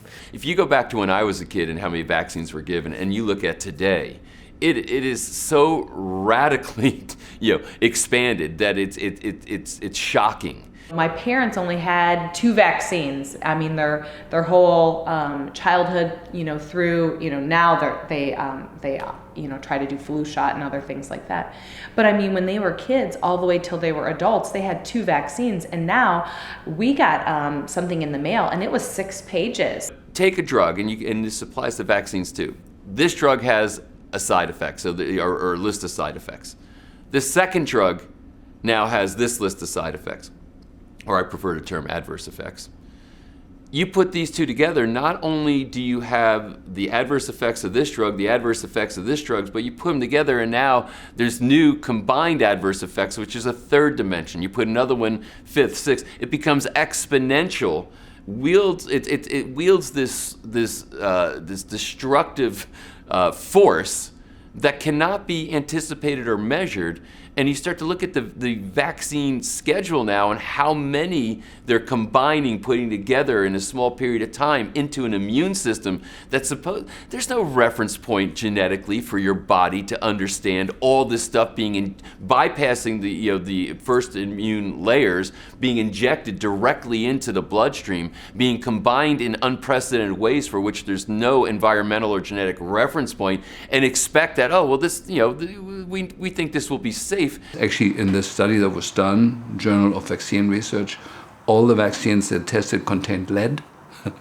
We know that as an adjuvant, they either contain aluminum or mercury, but there's been many other potent toxins found in the vaccines. We know there's retroviruses in there, and so many of the chronic illnesses that we see in the US population is a direct result of a very early childhood injury from the vaccines. It's now published, that vaccinated children have a significant increase in lifelong allergies and neurological illnesses. And of course, one wonders if this huge increase in Alzheimer's disease and stuff is not a late outcome of that. And so the whole thing needs to be looked at. I know there is clean ways to manufacture vaccines which are not done because there has been no public demand for it, but we do believe that that's coming. So I'm not against vaccines, they're a fantastic idea, but the way the program is executed right now is simply wrong and unscientific. I'm a scientist, and it's just on a scientific, it would not withhold any scientific look. We have an epidemic of behavioral disorders in children now. I mean, the rates of autism have skyrocketed over the past several years, and they've found that that's not just due to increased rates of detection or diagnosis. There's actually an increase in the number of kids who are born with autism. So there's a lot of controversy around vaccines and autism. Do vaccines cause autism? And the answer to the question is it's much more complicated than that. Autism is not caused by a singular thing. In fact, no chronic condition, and autism is a chronic health condition, no chronic health condition is ever caused by a single thing. Okay, this book. I wrote a chapter in this book. What this book is, the whole book, is about neuropsychiatric disorders and infection. They took animal models and gave them measles virus antigen when they were pregnant. When the mice were pregnant, injected them with viral antigens. The probability of those mice newborns having autism was 10 times more if the mother had viral antigen during pregnancies. So this is a textbook, right? Now, so then I hear in the news this week that if the mothers during pregnancy will get vaccinated against DTaP, is extremely beneficial because the child is not going to get whooping cough. That may be true, but also that child could develop also autism, according to what I read, according to this textbook. I mean, there is no clear connection in the literature that shows vaccinations cause autism, but then if you speak to parents and look at anecdotal stuff, there's a huge amount of anecdotal reports, which you can't overlook either. And then if you look at the data analysis and you're not looking at these subgroup analysis of maybe certain types of people are more prone to vaccines, that's when you do a statistical analysis, you can't find anything. So I think we just need to do better research to really figure out where vaccines stand, and unfortunately we're not doing it. Y otra pregunta de las que siempre me he hecho, y como hizo mi papá y mi mamá, si a nosotros nunca nos vacunaron, y tampoco nunca nos pasó, ¿verdad? ¿Suerte o genética? One of the theories about what is autism is that it is a human system that's overloaded. And does that overload happen in utero? Does it happen in the first 6 months of life? Does it happen progressively over time as the child grows? And the answer is yes, yes, yes, and yes. It happens in all of those places. So vaccines are something that stimulates the immune system and may stress it. But there are many other things that do that. Toxic exposures, antibiotics, which wipe out your ability to have a normally functioning immune system, environmental chemicals. Glyphosate exposure to mouse pups was shown to cause glutamate excitation in the brain in a direct study exposing them to glyphosate. Glutamate excitotoxicity in the brain. And the suspicion of these authors was that glyphosate was acting as a glycine analog, and glutamate and glycine together excite the NMDA receptors. And if you overexcite the NMDA receptors in the brain, you can burn out the neurons. So that's a very simple story. And autism has also been connected to sort of overstimulated neurons in the brain, sort of a chronic inflammatory state in the brain. When glutamate has played an important role in autism, glutamate is also in the MMR vaccine, and the MMR vaccine is contaminated with glyphosate. And I suspect that the glutamate and glyphosate in the MMR vaccine are getting into the brain in some cases where the child has a leaky brain barrier and causing a neuroexcitatory state in the brain that's leading to autism down the road. So that's a way that I could explain autism directly from the MMR vaccine, especially if it were contaminated with glyphosate. And I wrote a few papers relating to the aluminum in the vaccines as well, and I think that is a serious problem. I think that may be the worst problem with the vaccines, aside from perhaps the glyphosate contamination. They've also been found to have other toxic metals in them by accident. I mean, there's a study out of Italy recently. They were shocked because they looked at several different vaccines and they found all kinds of toxic metals. Not aluminum was expected, and they found it, but they also found a lot of other things as well, like lead and chromium. But the aluminum is very serious, and they've been adding it as an adjuvant for a long time. And again, it's like the glyphosate. When something gets approved a long time ago, we get complacent about it. And so people don't seem to be willing to admit that aluminum is a problem. But it's extremely clear that it is. And in fact, Exley just recently published a paper where he found alarmingly high levels of aluminum in autistic brains. And this is really a dead hit for the vaccines. He admitted that finally, he's an expert on aluminum. He's written many papers about it. And he's always been somewhat skeptical about whether the aluminum in the vaccines is a problem. And this time he said now he believes that the aluminum in the vaccines is a serious problem causing autism, and it's reflected in the high aluminum that's in the autism brain. And again, I think it's with the leaky brain barrier that's being induced by the glyphosate. So it's all working together. The aluminum-containing vaccines actually didn't have glyphosate in them. It's quite interesting. Those were not live virus. And so it's consistent that they wouldn't have glyphosate because they were not grown on glyphosate-contaminated feed. So that kind of makes sense. When I came out in practice, it was one child every 4,800 and something that was on the autism spectrum. Now the CDC tells us within a decade it'll be 1 in 2. What's happening that our kids' brains are not functioning right anymore? Can you see a correlation with anything? And the answer is yes, you can. There is a subset of the population, if they carry the gene, HLA-DRB1, if they carry that gene, people are at higher risk, adults also, like flu vaccines, people are at higher risk of having a sensitivity reaction to the adjuvant, to the irritant in the vaccines. So it's not everybody, but if you've got that gene and 30% of the population has that gene, if you have that gene, you're at risk of having a vaccination reaction. So in those people, what the scientists say is caution is advised in how you administer vaccinations. You don't give a newborn child or a 1-year-old toddler 4 or 5 or 6 vaccinations at once if they are that sensitive individual. You give them 1 and you let their immune system adapt to it, and you go back, you give them another one. You know, for the ones that parents choose are important to give them. But you just don't shotgun in an assault for a system that has the genetic vulnerability to have a reaction. That's good science. That's not fanaticism. You and I could be exposed to the same mixture of toxic chemicals, but I may become sick and you stay healthy. That doesn't mean that that vaccine that both of us were injected or vaccinated with is good for everybody.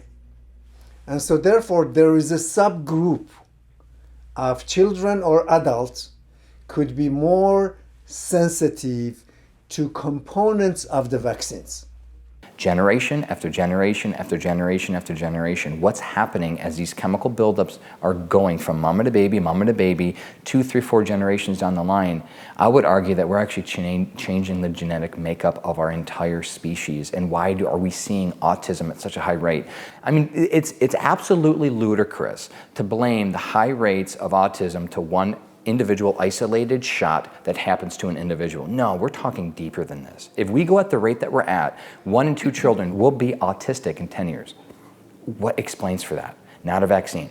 We're talking biochemical buildup over generations and generations, and now soon to be 100+ years, because right now we're at a place right now where we introduced antibiotics in the 1940s, and all these chemicals, the pesticides, just started to slip in. You know, vaccines have their place. They work well, they save lives. But it's gotten out of control. And a great doctor, Dr. Paul Thomas, has written an amazing book, The Vaccine Friendly Plan, which I highly encourage you to read and put in your clinic, teach your patients, teach yourself, because the only thing he really removed was the hepatitis B vaccine.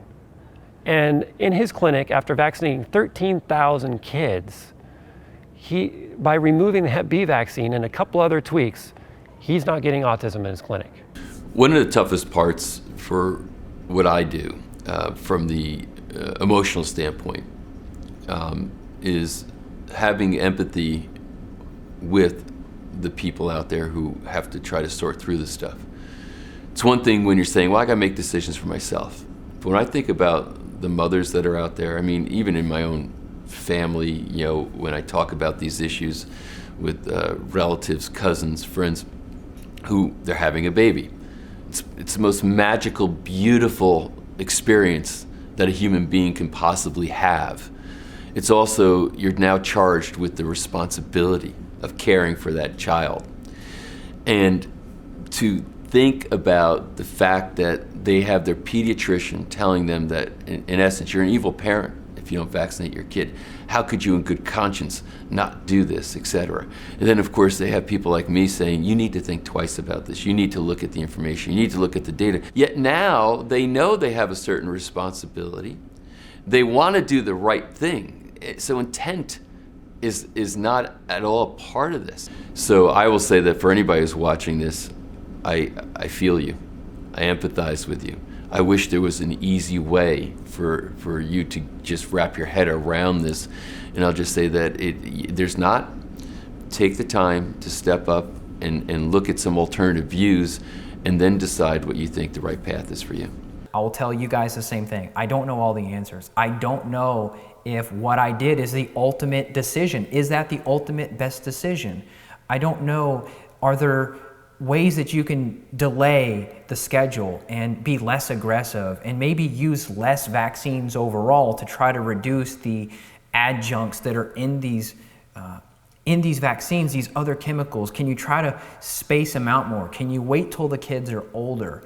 Is there a way that you can take detoxification and liver upregulating nutrients like milk thistle to help out to blunt the risk of them? I don't know all the answers, but for us, I decided, based on everything I've seen, I've looked at the ingredient list, this stuff is not good. Am I right for my decision? It felt right for me.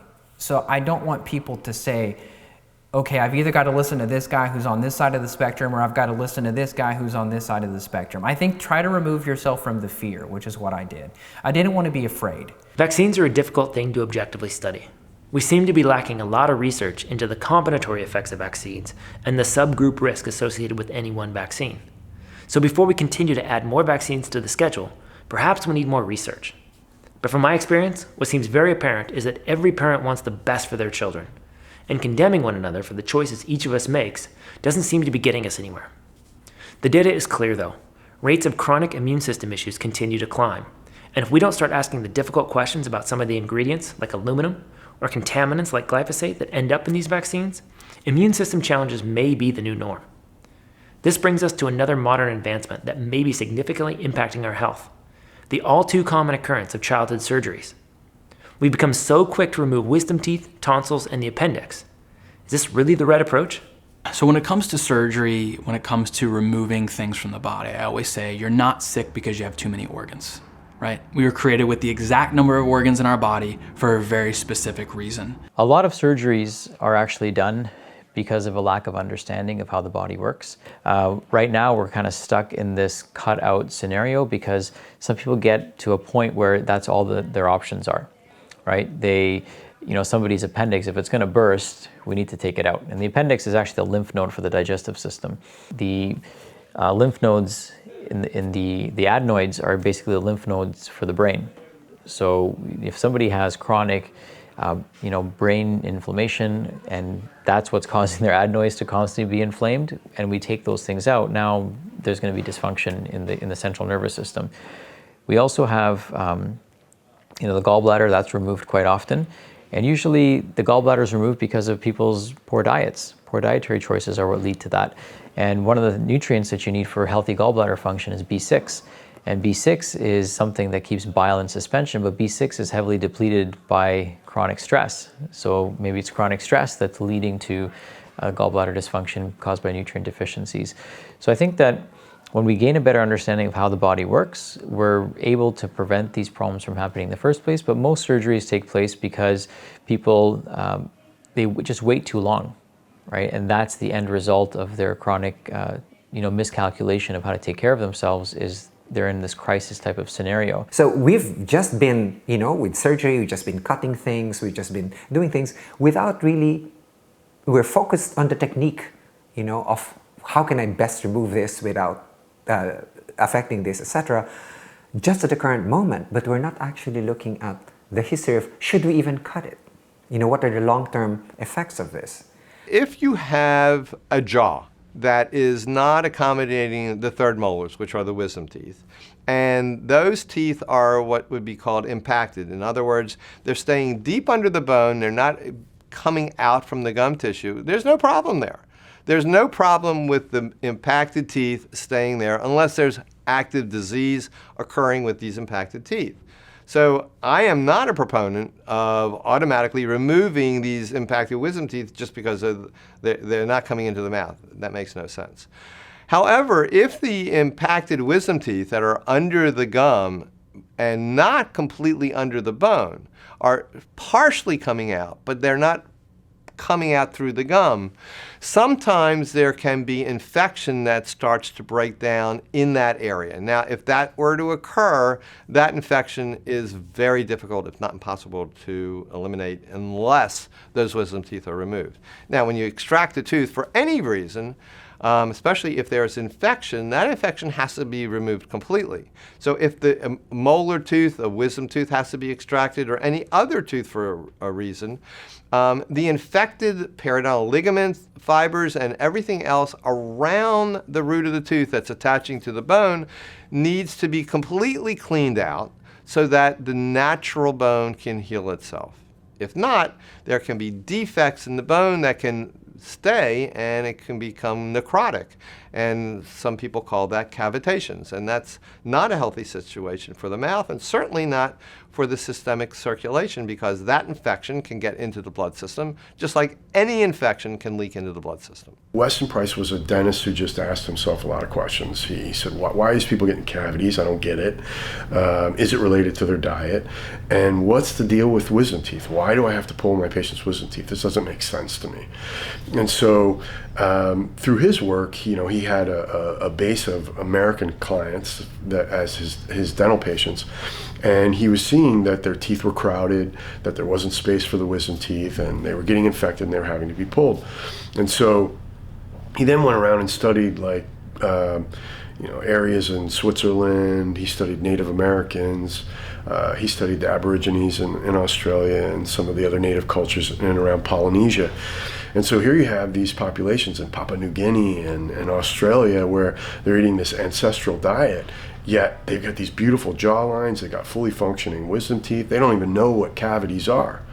So through his research, he started looking at what he called it activator X. He knew it was responsible for calcium metabolism, that much he knew. And he, in studying their, even though they were different diets, he found that the butterfats, the cheeses, the natto, the fish eggs, that there was a much higher incidence of this activator X, that he called it, in these diets. And he felt that, during a deficiency of it during pregnancy in Western cultures, and a deficiency of it in the early developmental years of a child's life, that this deficiency of this activator X was causing the jaw not to completely form and being the reason why there was crowding in the wisdom teeth. And so then we have to go forward into the 1980s before we recognized that activator X was actually vitamin K2, and it's basically devoid in the American diet. We don't get a lot of vitamin K2 because when you look at where it is, it's in butterfat, it's in natto, fermented soybean food predominantly found in Asia, it's in organ meats. Certain fish eggs have high concentrations of it. So it's basically something in the American diet it's almost 100% devoid, and we are lacking in vitamin K2. Now the thing with wisdom teeth that's interesting is that, micronutrient deficiencies, which are caused by obviously dietary deficiencies, lead to a crowding of the jaw. So we shouldn't have to have our wisdom teeth pulled, right? I've had mine pulled because I've probably had micronutrient deficiencies. My parents, my mom and dad, they didn't know any better, so they ate what they could afford. It wasn't strategic as far as diet goes.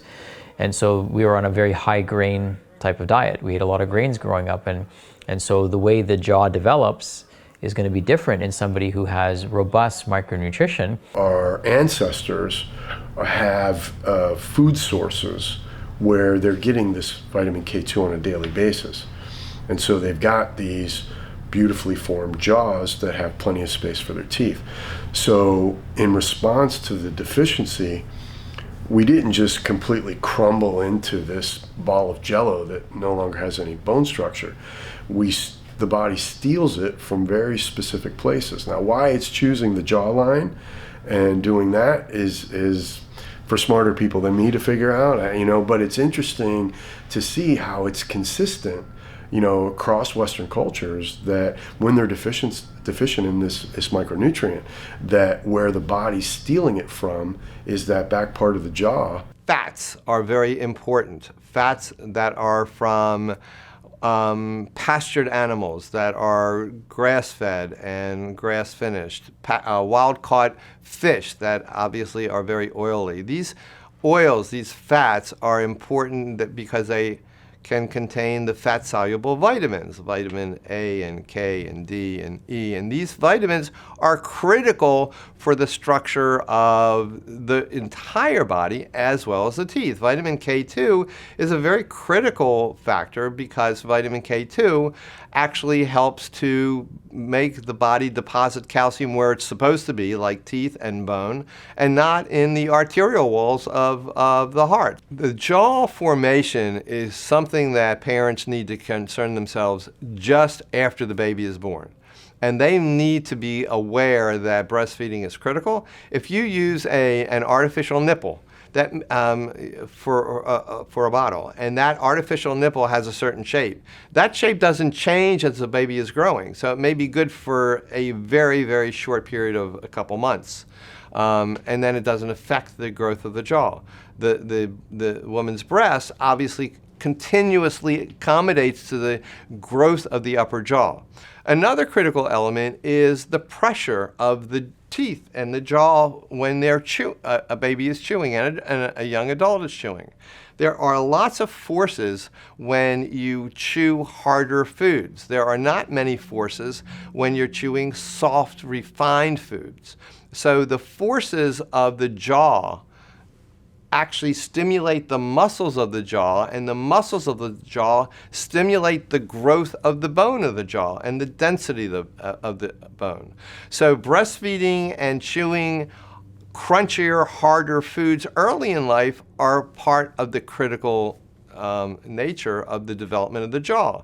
When that is not done, then if the palate is not formed properly, the mandible is not formed properly, the tongue doesn't know where to go on the roof of the mouth properly, a variety of issues can develop, and that creates developmental problems with the jaw and also airway problems. We don't have to do artificial things to make our mouths healthy. We just have to do the natural things that our genetic code really wants, and that is eating nutrient-dense anti-inflammatory foods and getting rid of the junk. The reason dental plaque is healthy is actually it is the conduit to take minerals from the saliva and kind of partition it properly to the surfaces of the root that need the minerals because of strengthening the mineral structure of the root surface.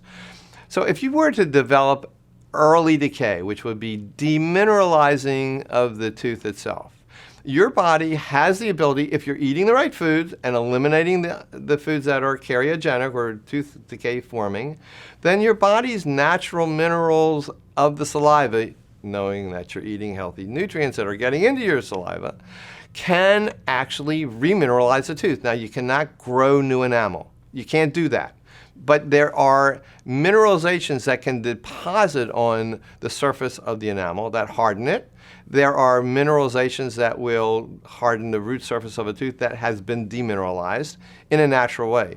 But if you're drinking soda, and if you're eating sugary foods, and other foods that are sucking up the minerals from the foods that you're eating, like a lot of the grains, then you are going to have the inability of remineralizing your teeth, and the decay is going to go deeper and deeper. Once the decay gets into the deeper parts of the structure of the tooth, they probably cannot remineralize on their own, and that is where dental treatment is relatively critical, or you will have an infection in the nerve of the tooth and then create an abscess in the tooth, and then other things need to be done, or you have lots of infection that can spread throughout the rest of your body. If you looked at a person's mouth and they have dental plaque, but they don't have gum disease, they don't have inflammation, they don't have any bleeding, they don't have any tooth decay, their dental plaque is healthy. So if you're not sleeping well, if you're under a lot of stress, if you're over-exercising or under-exercising, it affects the gut microbiome affects the mouth microbiome, and even if you're eating a nutrient-dense diet, if all these other things are wrong, then you're still going to have unhealthy mouth. From pregnancy to early childhood, this is the aspect of longevity that is often overlooked. A lot has changed in the West over the last 100 years, but one thing hasn't. Parents still want the best for their kids. So how do we take lessons from the past and carry those forward into the future in order to improve the health of our children in the coming generations? Being healthy in the West is pretty revolutionary, really. And I think that's the problem. Look, my family and I'm a father, I've got 2 young kids. I'm very, very motivated to try and take all the information that I've learned over the last few years and really implement it with my family. Why wouldn't I do that? But it's hard. The reason it's hard is because by doing that, I'm scared that in some ways they're being socially isolated from the culture around them. So how do I bring up my children in that culture, protect them, but not isolate them? I ain't got the answer to that. And our system right now is not set up to look at the root causes for any chronic condition. Right now, the doctor is saying, there's no evidence to show that works. That's total baloney. There's tons of evidence to show that diet changes work. There's tons of evidence to show that environment matters.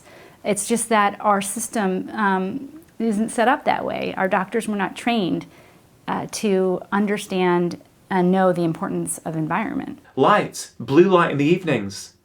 So important, but people don't think about it. I've got so many children in my clinic who can't sleep or have got behavioural problems. One of the most important things I persuade their parents to do is switch off their electronic device 1 hour before bed. Almost always they sleep better. Remarkable. That's how important light is to our biology. And of course, autism has inflammation, autoimmunity, nutritional deficits, all these kinds of medical things going on. And if you don't address those, doing these therapies is going to be far less effective. Now, if you actually paid attention to the nutritional deficits in children with autism, and you paid attention to the cellular toxicity, and you paid attention to all of the microbiome imbalances and immune dysregulation, and then you put those children into therapies like speech and motor development, then you would have tremendous success. I've been cataloging stories of children who were diagnosed with autism at 24 months, at 3, who a couple years later no longer had that diagnosis. So it completely challenges the notion of what autism is. And the families whose kids have reversed their diagnoses, they're the ones who made lifestyle changes. They changed what their child was eating. They changed their sleep patterns for their child. They paid attention to their child's environment, what was going in their bodies, what's going on their skin, what they do every day.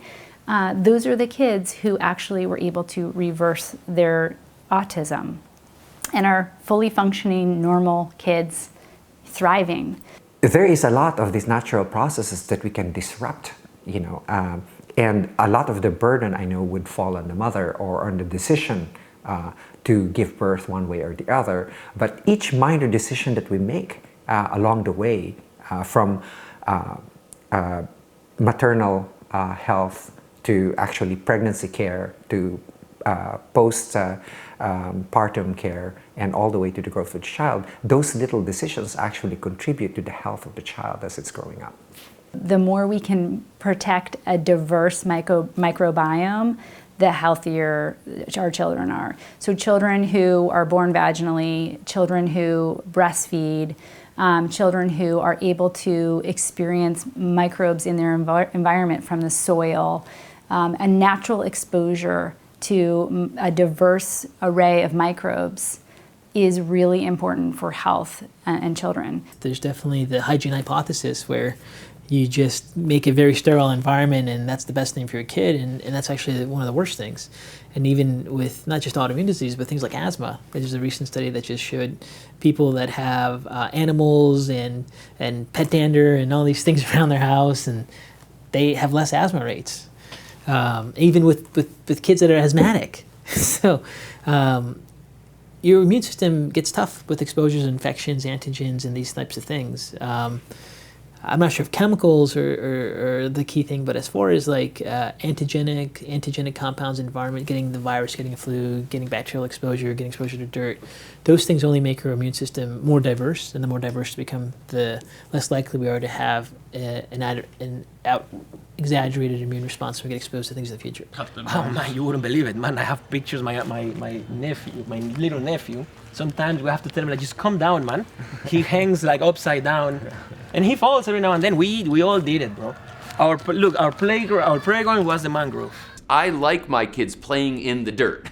I like my kids being exposed to natural environments that help build their immune system, that if I see a sniffle, if I see a cough, if I see a fever, I don't freak out. I understand that this is their body now, their immune system getting reference and context to how to live on planet Earth. Well, obviously the way to stay healthy is to maintain a healthy diet, stay away from toxic chemicals, get lots of sunlight exposure to the skin, maintain that. So you're basically strengthening your own innate immune system. So looking at all those elements, once again, knowing that they've been established for thousands upon thousands, from the beginning of time, in order to benefit the human body, in order to establish longevity, before we even eat our first piece of kale, or exercise, or whatever you want to talk about. These are things that have been established within the human race in order to begin health and longevity from the very start.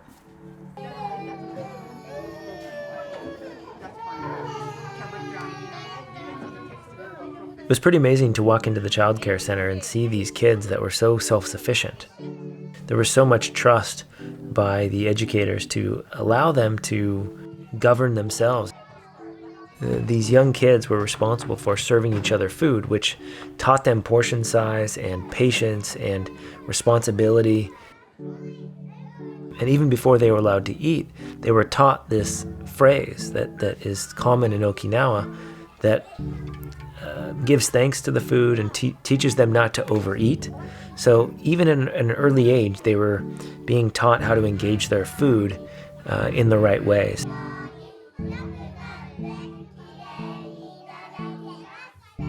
食べる前は何て言ってる沖縄は私たちいただきますいただきますということとクワッチーサビラ、でクワッチーサビタン終わったらクワッチーサビタンでごちそうさま、やはりこれを家族の温度取りの一つもなったんじゃないかな。一つのこれ礼儀作法です。やっぱ物に対する感謝の、言葉が感謝を込めてっていうのがあるさね。でこうやって子供たちもやっぱりそのね言わせるさお食事は残さないように、こぼさないようによく噛んでいただきますっていうさね。And the foods that they were eating were so bland and natural and normal. They intended for them to eat plain rice without seasoning, without salt, without sugars, without all these flavoring, because it allowed them to tune their palates naturally. Even the younger kids, they would feed them a little bit more runny foods. And then as the kids got older, the foods got a little more solid. The fish got more solid. The rice got more solid. There was an intention going into the food that they were serving these kids and teaching them about food in a way that we don't teach in the West. I think that food introduction is really fun. It's one of my favorite parts of that first year is food introduction. There's something very bonding in a lot of cultures about food, and so I think it's an amazing time to teach children not just feed them nutritionally, but teach them about your cultural values around food and about the autonomy that they can have with it. And they learn so many things through food and through those first introductions to food. And foods maybe that even myself, like my babies eat liver and sardines and love it. I can't say the same for myself. Like I eat it, but I didn't grow up eating it. I don't love it the same way they do because I was able to introduce it to them early. And so that was what they knew and they developed a palate for it. So it's just this opportunity to teach them so much without them knowing that they're being taught. When the kids eat GMOs and Roundup and the traditional standard American diet, they're ADHD, they're flying off the wall, they're violent, out of control, they want to be kicked out of school by the parent, by the school, they switch their diet and it goes away. I asked one person stood up in MIT where I was giving a lecture, she said, within a week, I saw your film Genetic Roulette, changed my 6.5-year-old's diet, completely changed. They wanted to kick him out of school and call him, she told me later, they wanted to label him as disabled, mentally disabled. All went away. She said within a month, I had a new child. We started posting everything we were doing just on Ryder's fundraising page, and that led to our website now, My Kid Cures Cancer, and we start making videos about Ryder doing all this healthy stuff. And I think for a long time it was everyone just thought Ryder was just this awesome superhuman. Oh my gosh, I can't believe your kid happens to love this healthy food. Or he'll take supplements, he'll Yeah. take caps and he's only 4, And or that's he just- eats salads for lunch. Like the videos that we have of Ryder eating salads have so many like views and people are so fascinated by it. And so I thought, okay, well, maybe it is just Ryder. Maybe he is weird and we're super lucky because he likes all this healthy food. Like, wow, you know, thank goodness. But then Channing, his little sister, like she loves salads and she eats whatever Ryder eats. She watches him. Salads, yeah. So now I'm thinking, okay, well, maybe it's not just that we have 2 weird kids. Maybe it's just because this is what they know. And, you know, we're not eating cheeseburgers in front of them and then feeding them a salad. Like they see us and we do have to set the example, which I mean, sometimes means making healthier choices than even we would want to make because we have little people staring at us that are really counting on us, you know, and we want to do everything that we can, that when they leave this house, you know, when they're adults, that, you know, this is their lifestyle that they appreciate and they know what it's like to feel good and they want that feeling to continue.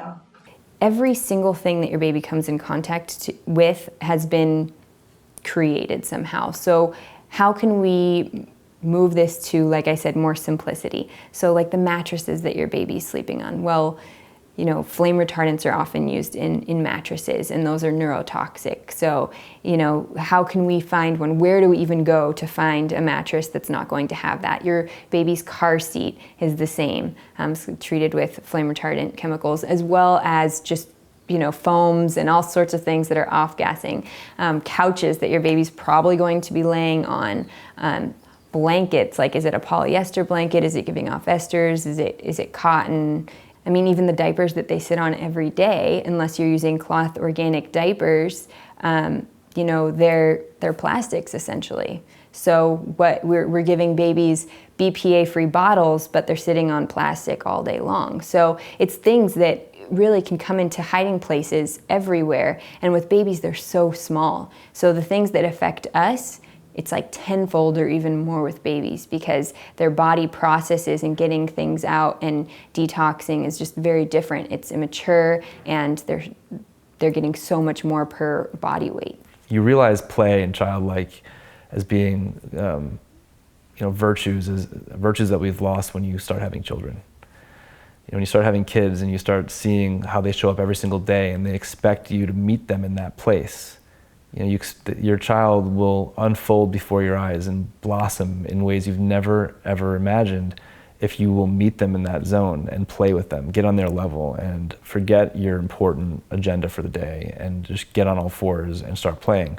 All of a sudden you see the genius in that child. I mean, this is written about in parenting books going back a century. That if you can let go of the adult in you, then you start seeing the genius in everything. I've had a big learning. This has been probably my biggest learning year as a parent, if I could be really honest. Because the way I grew up, right, I didn't have consistency and I didn't have certain things weren't met. So I thought going into parenting, well, if I just hit all the marks, right? They're safe, they do stuff and they have a good diet and all this. And then I started to realize, and I was also taught, because I needed to seek advice, when in doubt, you're gonna become afraid. And when you become afraid or something goes down, especially like usually around when you have a teenager, you're gonna freak out. And you're gonna freak out because you're scared. And that's gonna probably show itself either as anger or something defensive, right? Because of all your intention. My intentions have always been honorable and good. So, what does this mean? And then you realize you can just love them. As a parent, you have to be willing to just stand there and love them. And when they turn around and say, hey, you have to be like, and I love you. And they have to, turn around and they say, well, how do you feel about this? I love you. And I think for me, that has been one of the biggest lessons as a parent, and accept who they are Because you have a little baby and you think, oh my God, and then you're going to go to Harvard and you're going to be an Olympic athlete and then you'll be a scholar. And then you realize, like, hey man, they have their own destiny. And that's great. And it may not be what you have chosen for them or what you would choose for yourself. And it's their path. And so beyond that, I just really don't know too much. Thanks for joining us in episode 6 as we focused on the many factors involved in raising healthy children. You being part of this amazing community is so important to us. We'd love to hear any of your thoughts or reactions to this episode. And don't miss out on viewing the full interviews from our experts and elders. We tried our best to squeeze in as much information to each episode as we could, but with well over 100 total interviews, we were only able to fit a portion of the information into the film. By purchasing this series and becoming a Human Longevity Project Ambassador, you will have lifetime access to all of the full-length interviews, transcripts, MP3s, and the invaluable action plan we've put together just for you. Having this information at your fingertips will surely be a great asset, but what's even better is that you will be directly supporting our mission of reducing deaths at childbirth. A portion of our proceeds from this series will be donated to nonprofit organizations that are saving the lives of mothers and newborns in developing countries. To achieve our mission of helping to save 1 million children, we'll continue to work with various organizations worldwide. Right now, the entire series, all of the interviews, and other bonuses are more than 50% off. Decide which option below works best for you and click the link to join our growing community. Thank you so much for watching, and I'll see you tomorrow for one of my favorite episodes.